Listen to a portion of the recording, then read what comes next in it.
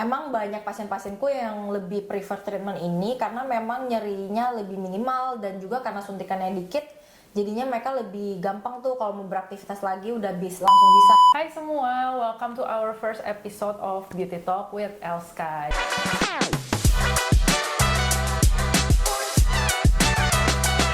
Jadi di sini kita akan bahas anything beauty related dan frequently asked questions yang ditanyain sama pasien kita dan juga kalian di DM. Jadi ini aku Banyu dan ini Dokter Sani. Hari ini untuk tema pertama kita itu kita mau bahas salah satu new treatment di Elsky Skin Clinic yaitu Strong Salmon DNA. Jadi pertanyaan yang paling banyak ditanyain yang pertama adalah apa bedanya Strong Salmon DNA dengan DNA Salmon Booster, Dok? Nah, jadi bedanya Strong Salmon DNA dengan DNA Booster, sama-sama kandungannya itu merupakan polinukleotide atau PN. Namun pada Strong Salmon DNA memiliki kandungan polinukleotide yang lebih tinggi sehingga memiliki efek biostimulasi yang lebih teraktivasi. Selain dapat memperbaiki barrier kulit, dia juga dapat memiliki efek yang lifting atau mengencangkan. Nah, kelebihan yang kedua, karena dia merupakan Strong Salmon DNA dengan kandungan yang lebih tinggi, otomatis itu berpengaruh ke teknik penyuntikannya. Jadi teknik penyuntikannya itu dibandingkan yang lama, dia itu lebih sedikit. Jadi poin-poin injeksinya itu hanya 5-7 titik per sisi wajah. Nah, Dok, ini kan berarti dia suntikannya lebih dikit ya, nggak full face gitu. Berarti cocok banget buat orang yang kayak nggak tahan sakit ya. Benar. Benar, Jadi emang banyak pasien-pasienku yang lebih prefer treatment ini karena memang nyerinya lebih minimal dan juga karena suntikannya dikit, jadinya mereka lebih gampang tuh kalau mau beraktivitas lagi udah langsung bisa karena minimal banget emang bekasnya. Gitu. Aku tuh juga waktu itu pengen nyobain DNA booster, cuman muka aku kan acne prone waktu itu tuh lagi jerawatnya meradang dan katanya disarankan jangan dulu nih. Kalau misalkan Strong Salmon DNA ini aku bisa nggak sih, Dok?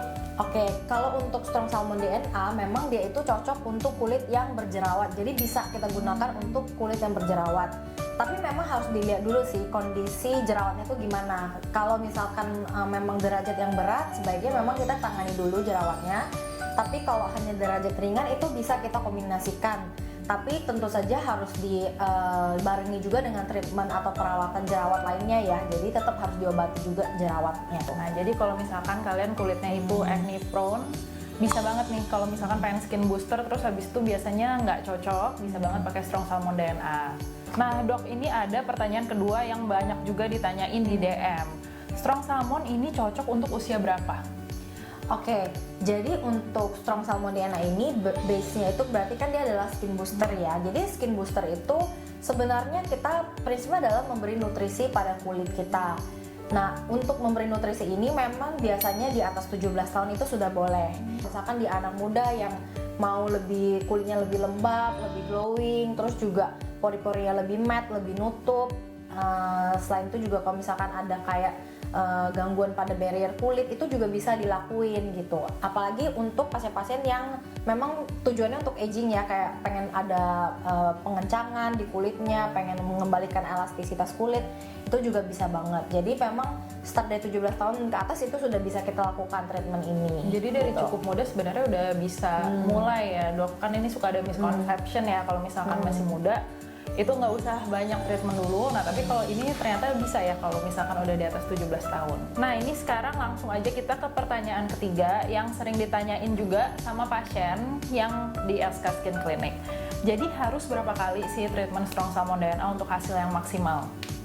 Nah, untuk hasil yang maksimal memang itu sebenarnya sangat tergantung dari kondisi kulit pasien perorangan. Jadi memang nggak bisa kita samakan, tapi rata-rata untuk protokol pengulangannya itu 1-3 kali dengan jarak 1 bulan, dan nanti bisa untuk maintenance-nya bisa diulang setiap 3 bulan sampai 6 bulan sekali. Kayak gitu. Jadi berarti di awalnya tuh 3 kali dulu rutin, abis itu untuk maintenance dilihat dulu lagi ya, Dok, gimana kondisi kulitnya ya. Oke, jadi kayak gitu ya, guys.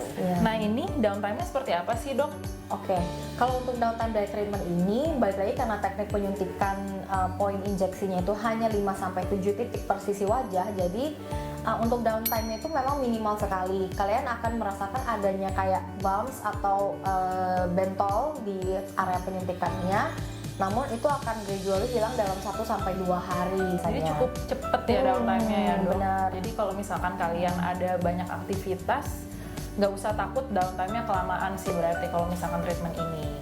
Tuh, nah ini sekarang pertanyaan terakhir nih, apa sih pantangan yang harus dilakukan kalau misalkan kita habis strong salmon DNA?